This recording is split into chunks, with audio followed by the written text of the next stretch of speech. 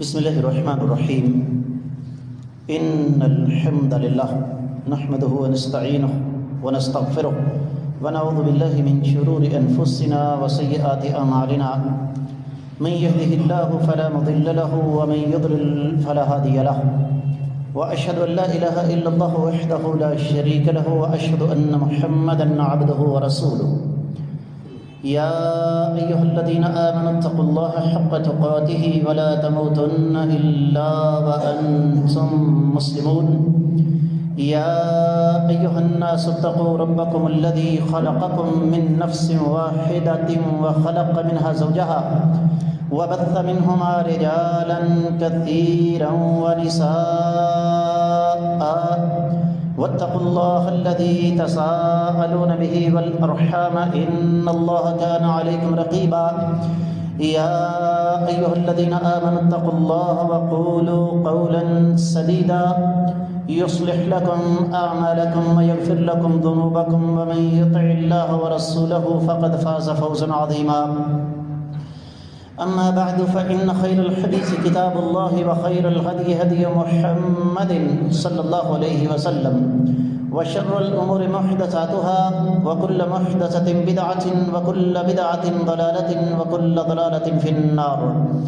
قال الله عز وجل بعد أعوذ بالله السميع العليم من الشيطان الرجيم بسم الله الرحمن الرحيم قاف والقرآن المجيد بل عجبوا أن جاءهم منذر منهم فقال الكافرون هذا شيء عجيب أإذا متنا وكنا ترابا ذلك رجع بعيد قد علمنا ما تنقص الأرض منهم وعندنا كتاب حفيظ بل كذبوا بالحق لما جاءهم فهم في أمر مريج أفلم ينظروا إلى السماء فوقهم كيف بنيناها وزيناها وما لها من فروج والأرض مددناها وألقينا فيها رواسي وأنبتنا فيها من كل زوج بهيج تبصرة وذكرى لكل عبد منيب ونزلنا من السماء ماء مباركا فأنبتنا به جنات وحب الحصيد والنخل باسقات لها طلع نضيد رزقا للعباد وأحيينا به بلدة ميتا كذلك الخروج.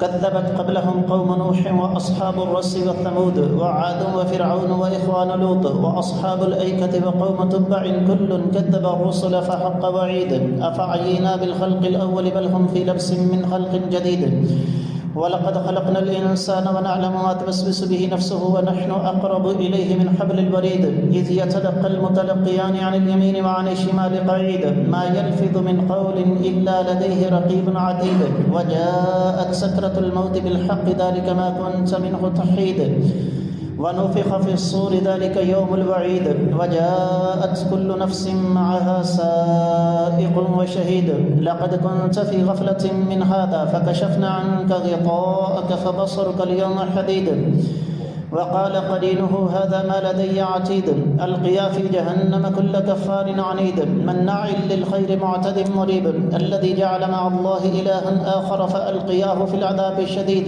قال قرينه ربنا ما أطغيته ولكن كان في ضلال بعيد قال لا تختصموا لدي وقد قدمت إليكم بالوعيد ما يبدل القول لدي وما أنا بظلام للعبيد يوم نقول لجهنم هل امتلأت وتقول هل من مزيد وأزلفت الجنة للمتقين غير بعيد هذا ما توعدون لكل أواب حفيظ من خشي الرحمن بالغيب وجاء بقلب منيب ادخلوها بسلام ذلك يوم الخلود لهم ما يشاءون فيها ولدينا مزيد وكم أهلكنا قبلهم من قرن هم أشد منهم بطشا فنقبوا في البلاد هل من محيص إن في ذلك لذكرى لمن كان له قلب أو ألقى السمع وهو شهيد ولقد خلقنا السماوات والأرض وما بينهما في 6 أيام وما مسنا من لغوب فاصبر على ما يقولون وسبح بحمد ربك قبل طلوع الشمس وقبل الغروب ومن الليل فسبحه وأدبار السجود واستمع يوم ينادي المناد من مكان قريب يوم يسمعون الصيحة بالحق ذلك يوم الخلود یوم یسمعون الصیحۃ بالحق ذلک یوم الخروج انا نحن نحیی ونمیت والینا المصیر یوم تشقق الارض عنهم سراعا ذلک حشر علینا یسیر نحن اعلم بما یقولون وما انت علیہم بجبار فذکر بالقرآن من یخاف وعید۔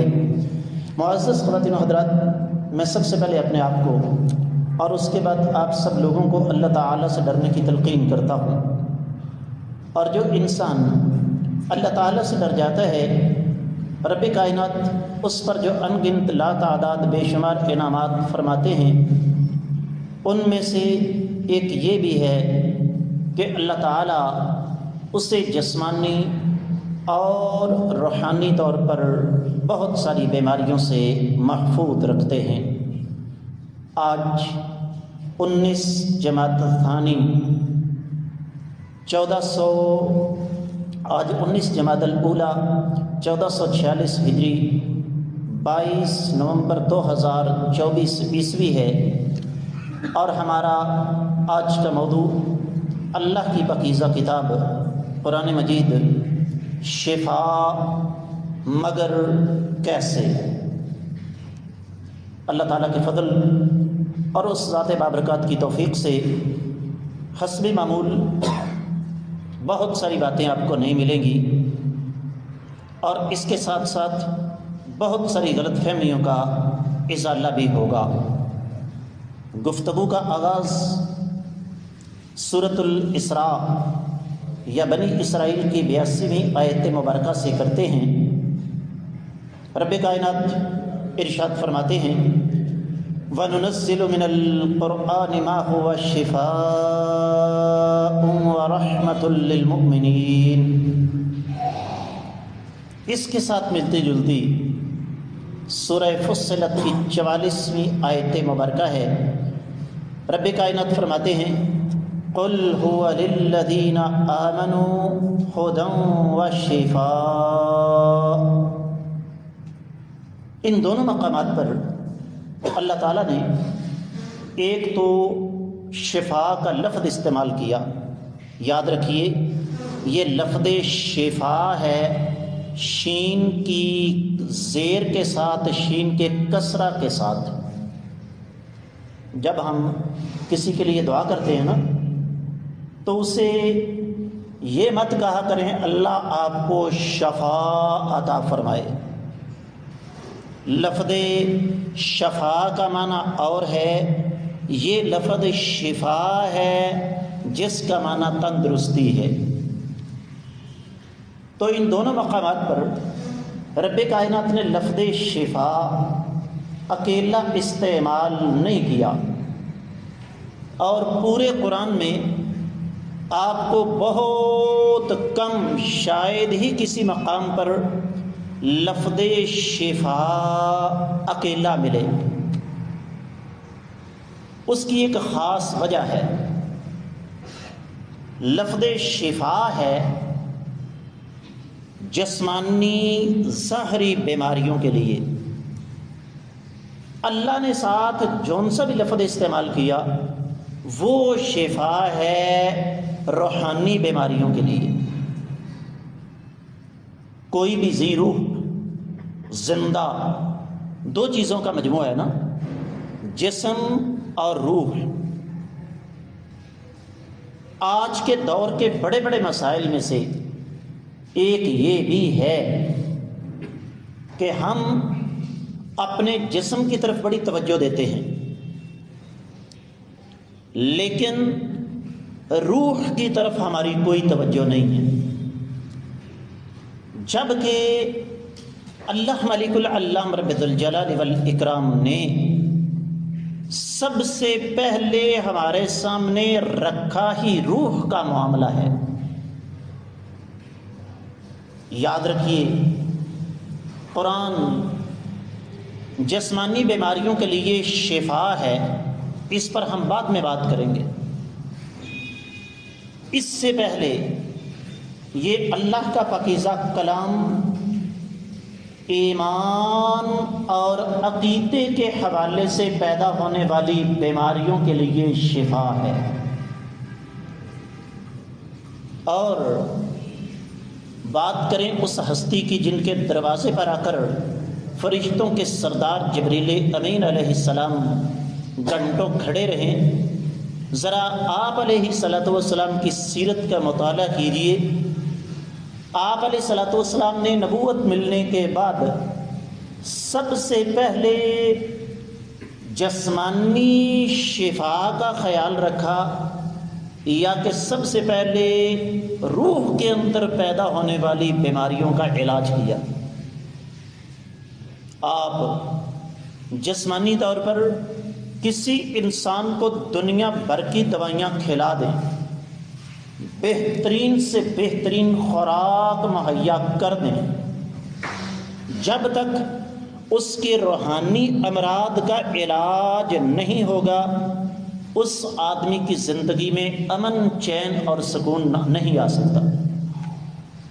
سونی صاحب، دنیا کا ترقی یافتہ ترین ملک آپ اس وقت کسے کہیں گے؟ جاپان، ٹھیک ہے جی۔ اور جاپان کہاں تک پہنچ چکا ہے جہاں تک میری اور آپ کی سوچ بھی نہیں۔ میں ذاتی طور پر وہ ویڈیو دیکھ چکا ہوں کہ آپ کو کسی بھی جگہ وہاں پر کوئی آدمی نظر نہیں آئے گا۔ ہسپتال آپ نے جانا نا، تو آپ جائیں گے، دروازے کے ساتھ آپ کا داخلہ ہوگا کمپیوٹر کے ذریعے۔ آپ کو کسی ڈاکٹر سے ملنا ہے، پرچی آپ کو ملے گی کمپیوٹر کے ذریعے۔ آپ نے دوائی لینی ہے، وہ آپ کو کمپیوٹر کے ذریعے ملے گی۔ آپ نے پیسے ادا کرنے ہیں کمپیوٹر کے ذریعے۔ اتنی دور تک وہ لوگ پہنچ گئے کہ میں اور آپ سوچ بھی نہیں سکتے۔ لیکن کوئی جانتا ہے کہ دنیا کا اتنا ترقی یافتہ ملک اس وقت خودکشیوں کے اعتبار سے پوری دنیا میں سب سے آگے ہے؟ وجہ کیا ہے؟ انہوں نے دنیاوی طور پر ترقی کر لی، جسمانی طور پر ترقی کر لی۔ لوگ خودکشیاں کیوں کر رہے ہیں کہ روحانی طور پر امن، چین اور سکون نہیں ہے۔ تو قرآن سب سے پہلے عقیدے کے حوالے سے پیدا ہونے والی بیماریوں کا علاج کرتا ہے۔ سیدنا نوح علیہ السلام سے لے کر امام الانبیاء محمد الرسول اللہ صلی اللہ علیہ وسلم تک جتنے بھی انبیاء علیہ السلام تشریف لائے، سب کا بنیادی اساسی جرم ایک ہی تھا کہ اے لوگو، روحانی طور پر، ایمانی طور پر اپنا علاج کر لو۔ جب تک شرک کی بیماری تمہارے اندر موجود ہے تمہیں دنیا اور آخرت کی کامیابیاں نصیب نہیں ہو سکتی۔ جتنے بھی ہمارے مسائل ہیں، جن مسائل کو بنیاد بنا کر طوفان بدتمیزی کھڑا کیا جاتا ہے، اس مسئلے کا تعلق نور بشر کے ساتھ ہو، اس مسئلے کا تعلق حاضر و نادر کے ساتھ ہو، اس مسئلے کا تعلق علم غیب کے ساتھ ہو، اس مسئلے کا تعلق مختار کل کے ساتھ ہو، اس مسئلے کا تعلق غیر اللہ کی عبادت وسیلے کے ساتھ ہو، جتنے بھی مسائل ہیں یہ سارے کے سارے حل ہو سکتے ہیں اگر ہم ان بیماریوں کا علاج کس سے کریں بھائی؟ اللہ کے قرآن سے کریں۔ اور مزے کی بات آپ کو بتاتا ہوں، صرف ایک بات کی طرف اشارہ کر کے میں آگے بڑھ جاؤں گا۔ ایک مولوی صاحب کو میں نے بذات خود میرے سامنے بیٹھ کر انہوں نے یہ بات کی، کہنے لگے جی ہمارے استادوں کی ہمیں یہ نصیحت ہے کہ جن آیات مبارکات میں نبی علیہ الصلوۃ والسلام کو انسان یعنی بشر کہا گیا ہے نا، وہ آیتیں تم نے پڑھنی ہی نہیں ہے۔ یہ ہے روحانی بیماری سب سے بڑی، یہ ہے سب سے بڑا مرض جس کا علاج کرنے کی ضرورت ہے۔ یاد رکھیے، جس انسان کے عقیدے میں شرک ہے وہ 24 گھنٹے قرآن پڑھتا رہے کہ قرآن مجھے شفا دینے کا سبب بن جائے، ناممکن ہے۔ یہ اللہ تعالیٰ کی سنت کے ہی خلاف ہے۔ میں آپ سے ہی ایک سوال کرتا ہوں، صحابہ کرام کی مبارک زندگیوں کا جب مطالعہ کیا جائے تو زیادہ تر آقا علیہ صلاۃ والسلام کے وہ ساتھی ہمیں نظر آتے ہیں جو مالی طور پر قسم پرسی کا شکار تھے، لیکن اس کے باوجود آج بھی ان کے واقعات پڑھ کر سن کر ہم اپنے ایمانوں کو تازہ کرتے ہیں۔ وجہ کیا ہے کہ انہوں نے سب سے پہلے اپنے روحانی بیماریوں کا علاج اس قرآن کے ذریعے کیا۔ امت مسلمہ کا خوفناک ترین مسئلہ آپس کا انتشار۔ چھوٹی سی کو آپ کیا سمجھتے ہیں کہ یہ معمولی سا مسئلہ ہے؟ اس مسئلے نے آج امت مسلمہ کے اتنے ٹکڑے کر دیے کہ آپ سوچ بھی نہیں سکتے۔ ایک گھر کے اندر ایک والدین کی اولاد بھائی آپس کے اندر تقسیم شدہ ہے، محلہ، قصبہ، دیہات، شہر، یہ تو بہت اوپر کی بات ہے۔ وجہ کیا ہے؟ اس بیماری کا علاج ہم نے اللہ کے قرآن سے نہیں کیا۔ اللہ نے کیا فرمایا؟ وَاعْتَصِمُوا بِحَبْلِ اللَّهِ جَمِيعًا وَلَا تَفَرَّقُوا، سارے کے سارے مل کر اللہ کی رسی کو مضبوطی سے پکڑ لو، تفرقہ بازی کا شکار نہ ہو جاؤ۔ علاج ہو رہا ہے۔ یا ایھا الذین آمنوا اطیعوا اللہ واطیعوا الرسول واولی الامر منکم فإن تنازعتم فی شیء فردوه الی اللہ والرسول ان کنتم تؤمنون باللہ والیوم الآخر ذلک خیر واحسن تأویلا۔ اے ایمان والو، سب سے پہلے یہ بات ذہن میں رکھو، اللہ اور اللہ کے رسول صلی اللہ علیہ وسلم کی اطاعت سب پر مقدم ہے۔ علاج ہو رہا ہے انتشار، افتراق، فرقہ واریت کی بیماری کا، اور ان کی اطاعت میں رہتے ہوئے اولی الامر کی بات کو مانو۔ اگر کسی مسئلے میں اختلاف ہو جائے، قرآن و حدیث کو درمیان میں رکھو، تمہارے اختلافات ختم ہو جائیں گے، واقعی اگر تمہارا اللہ اور اس کے اور قیامت کے دن پر یقین ہے۔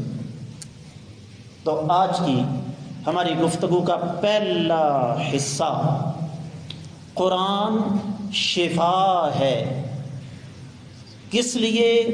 سب سے پہلے وہ بیماریاں جو ایمان اور عقیدے کے حوالے سے ہم پر مسلط کی گئیں، ان بیماریوں کا تعلق چاہے اللہ تعالیٰ کی ذات کے ساتھ ہو، شرک، ان بیماریوں کا تعلق چاہے کائنات کے امام صلی اللہ علیہ وسلم کے ساتھ ہو، جیسے بدعات اور تقلید۔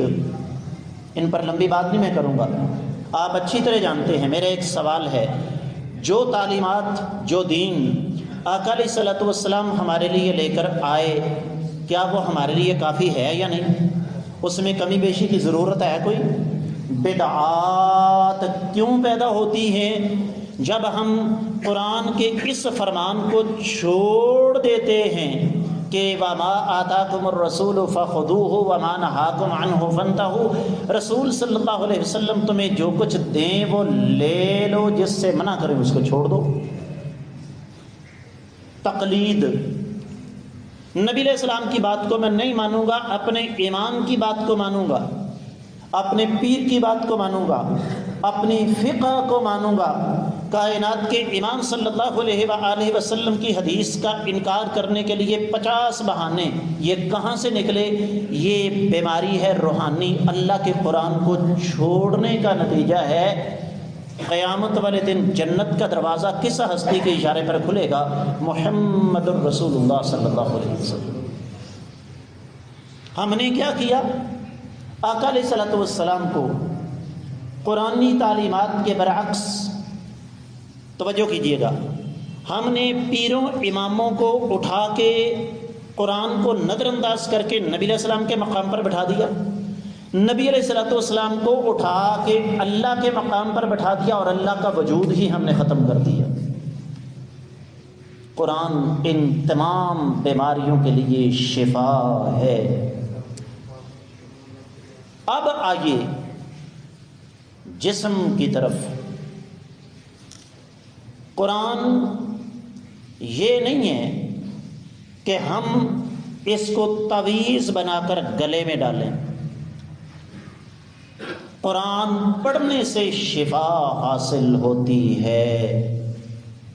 سنن الکبریٰ بہقی کی روایت ہے، اللہ کے رسول صلی اللہ علیہ وآلہ وسلم نے سورۃ الفاتحہ کو شفا قرار دیا۔ صحابہ کرام جا رہے ہیں، ایک بستی کے پاس سے گزرے، ان سے کہا کہ ہمیں کچھ کھانے کو دو، مسافر ہیں۔ کہا جاؤ کام کرو جا کے، ہم نہیں دیتے۔ کہنے لگے کوئی بات نہیں۔ تھوڑا سا آگے گئے، اسی بستی کے سردار کی ایک ملازمہ آ گئی، ہمارے سردار کو سانپ یا بچھو نے کاٹ لیا ہے، تم میں سے کوئی بندہ دم کر سکتا ہے؟ ایک صحابی تشریف لے گئے، انہوں نے وہاں پر جا کر سورۃ الفاتحہ پڑھی، رب کائنات نے اس آدمی کو شفا عطا فرما دی۔ اس نے انعام کے طور پر کچھ بکریاں دیں۔ صحابہ کرام نے کہا ان بکریوں کو تم اس وقت تک ہاتھ نہیں لگا سکتے جب تک آقا علیہ الصلوۃ والسلام سے باقاعدہ اجازت نہ مل جائے۔ نبی علیہ السلام کی خدمت میں حاضر ہوئے، آپ نے فرمایا تم نے بالکل صحیح کیا ہے، کیونکہ سورۃ الفاتحہ شفا ہے۔ پھر اسی طریقے سے آیت الکرسی، رب کائنات نے اس میں کمال تاثیر رکھی ہے۔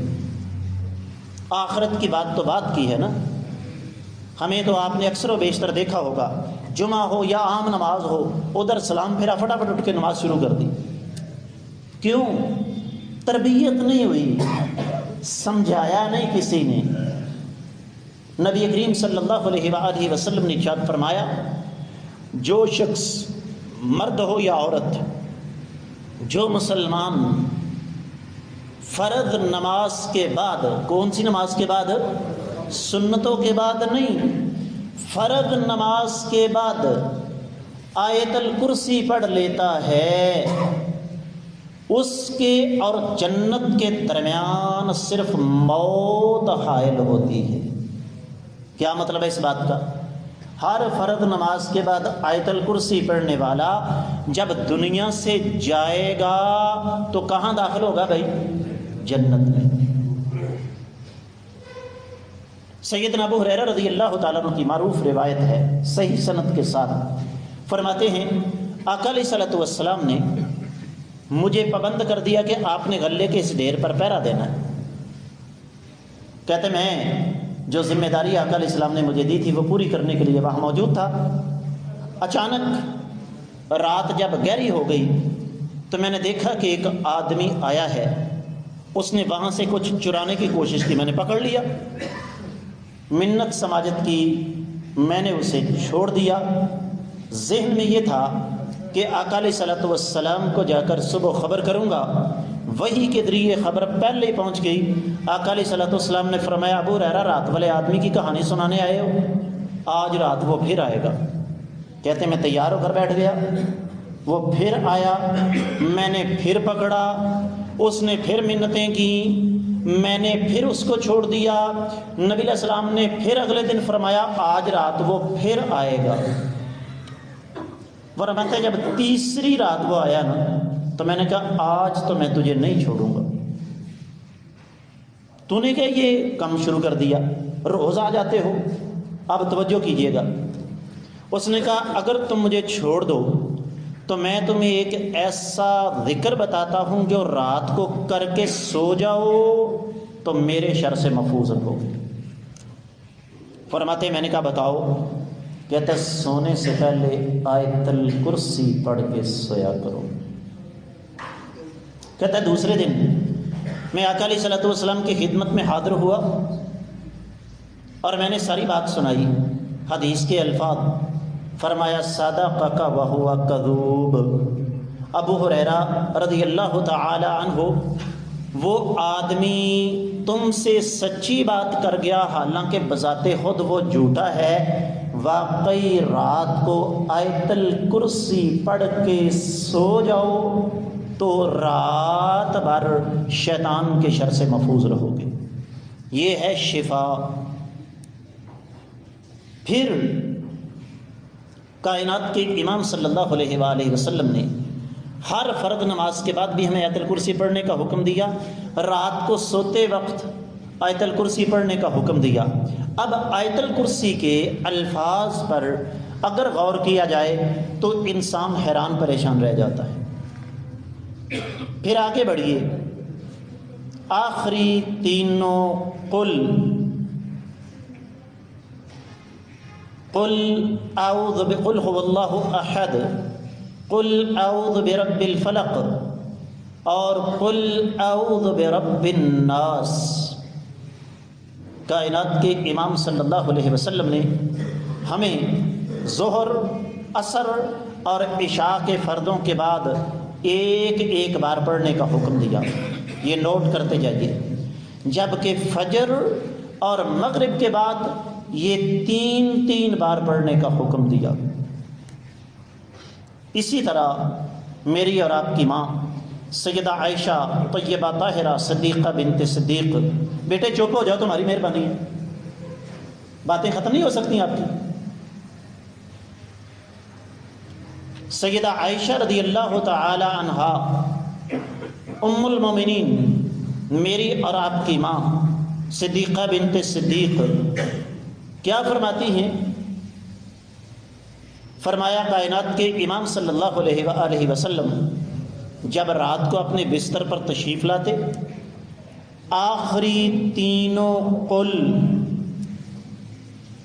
تین مرتبہ پڑھتے اور اس کے بعد اپنے ہاتھوں پہ پھونک مار کر پورے جسم پر آپ علیہ الصلوۃ والسلام ہاتھ پھیر لیتے، اپنے دستے مبارک جو ہے وہ پھیر لیتے۔ کیا ہمیں کبھی توفیق ہوئی ہے؟ شفا۔ اسی طرح نبی رحمت صلی اللہ علیہ وآلہ وسلم سے ایک اور حدیث میں آپ کو سناتا ہوں۔ آپ نے فرمایا جس گھر میں سورۃ البقرہ کی تلاوت ہوتی ہے اس گھر میں شیطان کبھی داخل نہیں ہوتا۔ اور آقا علیہ الصلوۃ والسلام نے رات کو سونے سے پہلے خواتیم البقرہ، سورۃ البقرہ کی آخری 2 آیات مبارکات آمن الرسول سے لے کر اختتام تک سونے سے پہلے پڑھنے کا حکم دیا۔ کس لیے؟ اس لیے کہ قرآن مجید کی یہ آیات مبارکات جن کا میں نے آپ کے سامنے تذکرہ کیا، یہ آیات مبارکات بنیادی طور پر انسان کو جسمانی اور روحانی بیماریوں سے نجات عطا فرماتی ہے۔ اور ایک اور حدیث سن لیجئے، آقا علیہ الصلوۃ والسلام نے ارشاد فرمایا جب رات کو سونے لگو تو دروازے اور کھڑکیاں بسم اللہ پڑھ کے، کیا پڑھ کے بھائی؟ بسم اللہ پڑھ کے بند کر دیا کرو۔ اسی طرح فرمایا چراغوں کو بجھا دیا کرو، اور یہ بھی فرمایا کہ کوئی برتن کھلا نہ چھوڑا کرو، کچھ نہ ملے تو برتن کے اوپر لکڑی کا ایک ٹکڑا رکھ دیا کرو۔ ہمیں 5 صورتیں دے دیے گئے، ہمیں بتایا گیا سورہ یاسین قرآن کا دل ہے۔ ممبر رسول پر کھڑا ہوں، میرا چیلنج ہے دنیا کا کوئی مولوی ایک مرفوع متصل صحیح حدیث سورہ یاسین کی فضیلت میں ثابت کر دے، میں منہ مانگا انعام دوں گا۔ قرآن کا حصہ ہے، ایک حرف پڑھیں کتنی نیکیاں ہیں؟ 10۔ سورہ یاسین قرآن کا حصہ ہے، لیکن اگر یہ کہا جائے کہ اس کی بقیہ قرآن سے کوئی الگ سے فضیلت ہے، اس بارے میں ایک بھی مرفوع متصل صحیح حدیث ثابت نہیں ہے۔ تو اس لیے میں یہ خصوصی طور پر گزارش کرنا چاہوں گا، پلٹ آئیں۔ میری ہر جمعے یہی فریاد ہوتی ہے، ہمیں یو ٹرن لینا پڑے گا، پلٹنا پڑے گا اللہ کے قرآن کی طرف۔ اس قرآن کو اپنی روحانی بیماریوں کی شفا کا علاج، جو روحانی بیماریوں کی شفا کا ذریعہ بنائیں، پڑھ کر سمجھ کر جسمانی بیماریوں کا علاج کریں۔ سورۃ البقرہ، آیت الکرسی، سورۃ الفاتحہ اور جو آخری 3 سورہ مبارکہ ہیں ان کے ساتھ اللہ کی بارگاہ میں دعا ہے رب کائنات قرآن کو ہماری جسمانی اور روحانی بیماریوں کا شفا کا ذریعہ بنائے، ہماری آنکھوں کا نور، دلوں کا سرور بنائے، سمجھ کر عمل کرنے کی توفیق عطا فرمائے۔ وما علی الا البلاغ المبین۔